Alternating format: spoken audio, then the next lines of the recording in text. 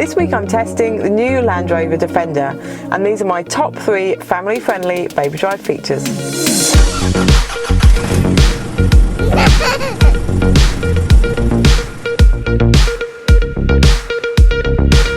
Number 1 is you can lock and unlock the doors from any door just by pressing the button on the handle. You don't have to search around in your bag for the keys, and it leaves your hands free to carry your kids and all their things.